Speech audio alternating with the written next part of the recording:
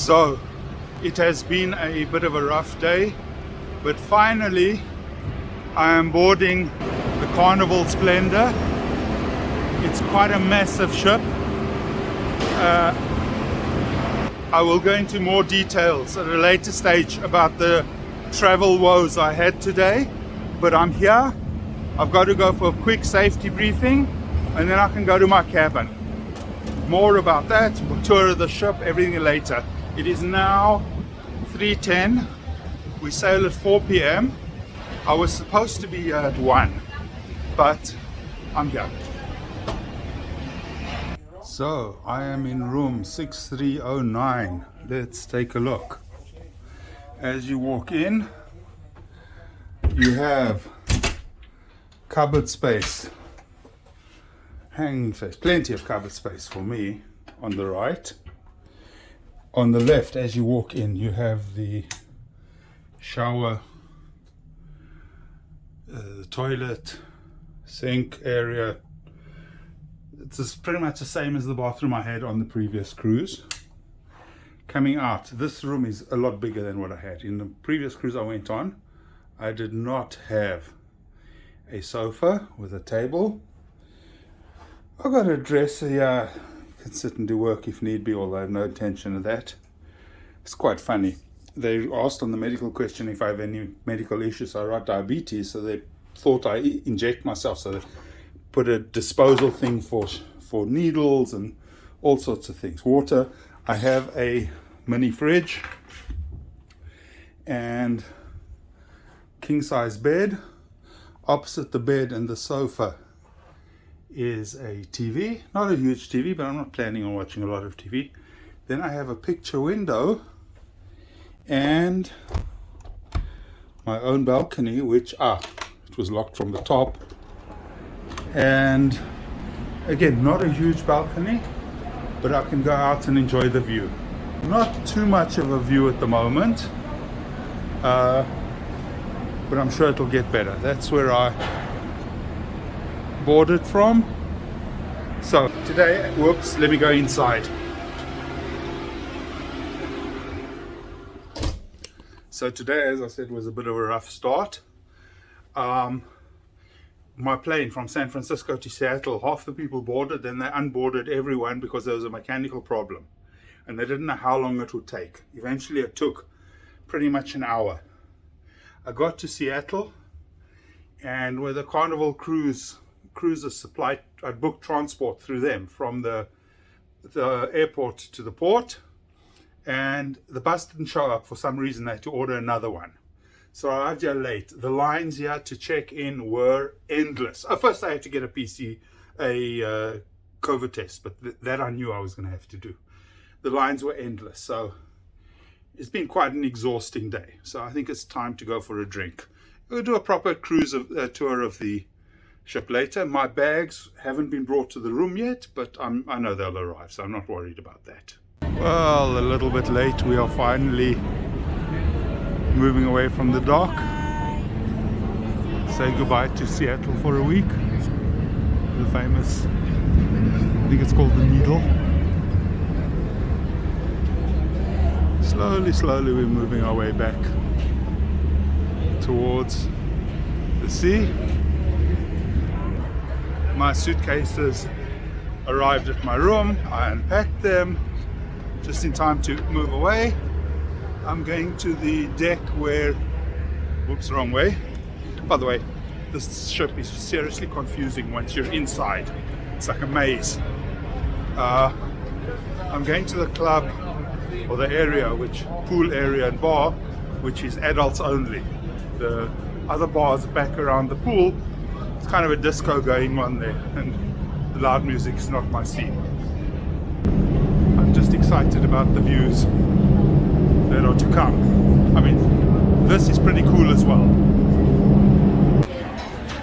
Just off the adult bar are a couple of restaurants. I'm not going to show them all to you at once, but show them as they come along. As I said, there's a bar just off the pool area, and over here is a deli. and there's a long line. So I've got some lunch at the buffet, and that'll suffice until dinner. Going back from this area is one of the buffets where they serve breakfast and lunch. There's a ton of seating. I can't tell you what food they have at the moment. I'll do that tomorrow. At the moment the buffet is closed. But if you are worried that I'd go hungry, I had lunch in the buffet. The deli is open most of the day. There's a pizza place that is open most of the day, if not 24 hours. There is a Mexican food restaurant and a burger restaurant. All of those are included in the price, and an Indian restaurant. And there's also a seafood restaurant, but that you pay extra for. And then there's what's called fine dining, which is like superb steaks and things. So one thing that I really like about my room, and one thing that I don't like. First of all, let's start with the don't like. Well, actually no, the bed and the sofa and that are great. The dislike that I have is that in this corner of the desk is the only electrical socket in the entire room. Well, that's not true. You've got another one here, but that fits in, I think it's an Australian plug, because this ship also goes to Australia and does cruises there. It's ridiculous in a suite that you've only got one electrical socket. One thing that I really like, and we'll go outside onto the balcony for that,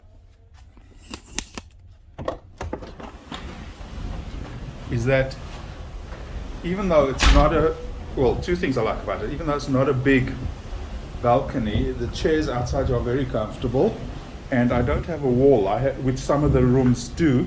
I have glass here, so even when I'm sitting down, the view's virtually unobstructed. The second thing is that I'm fairly far forward, and the engine is fairly far back. Last year, 4 years ago, when I did the cruise to the Caribbean, I could definitely feel the vibration from the engine and hear it in my room. And here,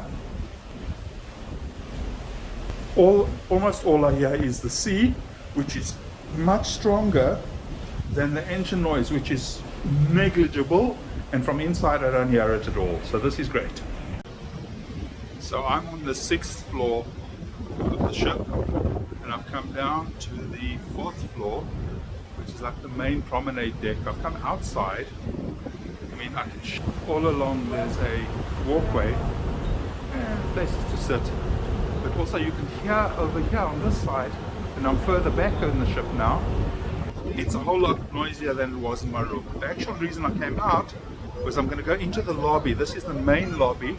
They've got classical music playing, a live band, and there's another bar there, and it's time for a drink again.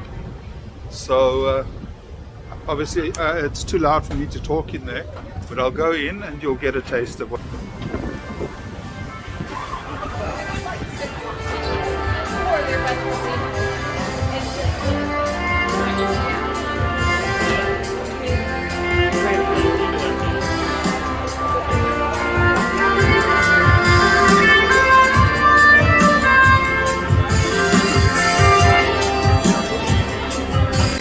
So it is now 5:25 p.m.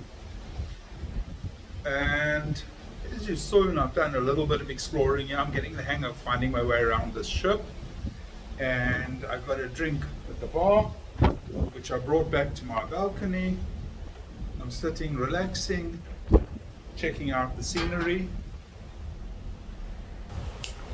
We're still in American territorial waters. I think we will be for a while. Whoops, there we go. Interesting to see what time it gets dark every day. In a little while, it's just nice being able to unwind after what was a fairly stressful day. So in a little while I'll go take a shower. A little bit later I'll go for dinner. I can go anytime until, well, I think they close at 9. But I'll go a little bit later because I had a late lunch. The menu, it's interesting, they have an app that even if you don't subscribe, get a wireless package, the app still works. Their functions work Yeah, and the menu for dinner is on the app, and it looks interesting. And I'll take some photos. I haven't decided what I'm having yet. I wish I could share the menu with you, but I don't think that's possible. Okay. Anyway, that's it probably until dinner time. I'm just going to sit here and relax with my feet up, so to speak. Just to give you another perspective, here's a view of my room from the balcony looking in. The bed, sofa, desk, cupboard, and then the restroom, the bathroom on the right. As I said, the shower is not very big, but it's functional. It'll do. Again, I'm amazed that there are no electrical sockets in the bathroom, and there's only one in the entire suite. That's piss poor in my view, but I will make do. First world problems, as they say. Hi. So excuse the background music. I said I'd take it easy until the show, until dinner, but instead, because in a few minutes there's a lecture about Alaska, which I want to hear. At 9 a.m. I'm going to be doing a deck nature walk. And I absolutely love doing this because we get to get outside, we get to start walking around. I'm going to introduce you to binoculars. So did everyone bring their binoculars this week? Who doesn't have binoculars yet? Well, don't worry, we will sell it to you.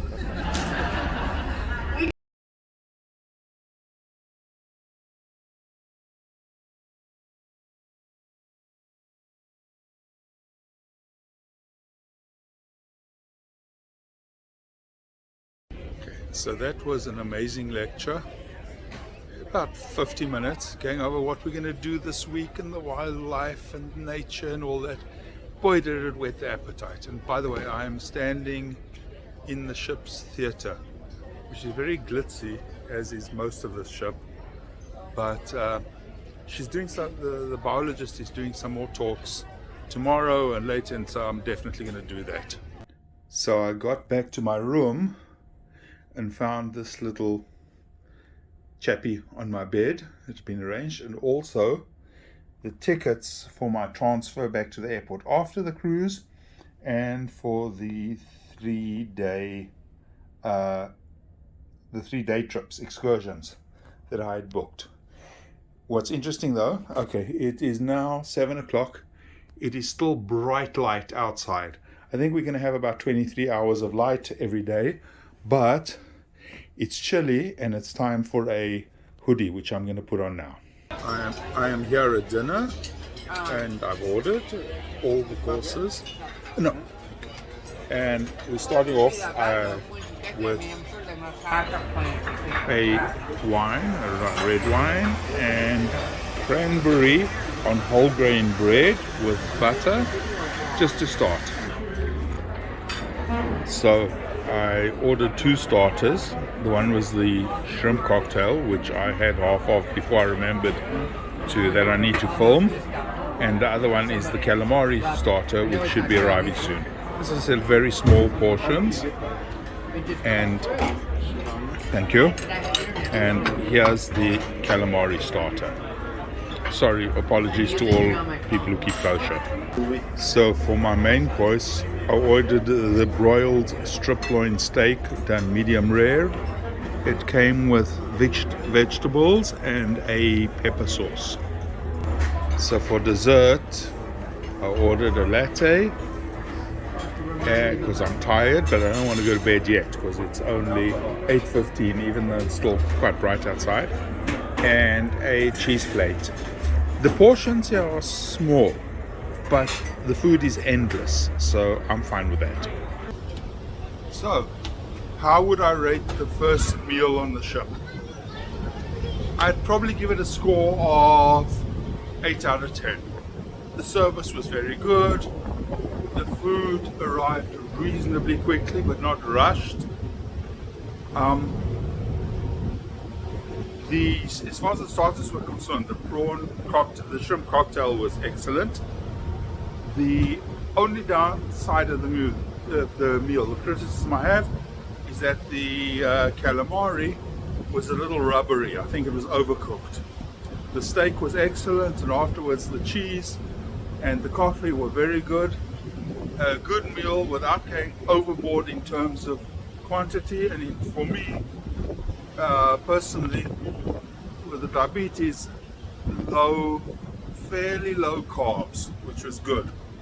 I was eyeing other people's desserts with envy, things like the tiramisu, but I'm not going to take that on the cruise. I'm not going to do that. Okay, so it's now 8:25, and as you can see behind me, it's still fairly light. We can still see, in the distance, we can still see land. I think you can see land.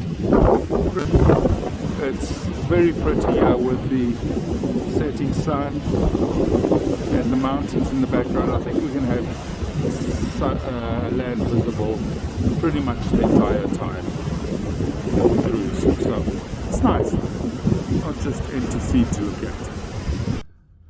Okay, so I think that'll be it for today. Unlike in the fall, I think I'm going to try and keep my episodes fairly short. So that'll be it for today. It's been a pretty eventful day. The stresses of traveling, and it really was stressful. There were times when I seriously doubted I was going to make the sailing. And my heart pretty much sank, and it was a real relief to actually get on board at the end. But now I'm in here, apart from this crazy one-socket suite. I'm really happy with the room and the balcony, and dinner was good. I had a couple of glasses of wine and a whiskey, and life is good. It's still fairly early. It's only, what's it now? It's only 9:15. I'm going to go up. There's a show on and with comedians and things, like a welcome aboard thing. I'll go and take a look at that, and then I think it'll be time to hit the sack. So that's pretty much it for this episode. More to come.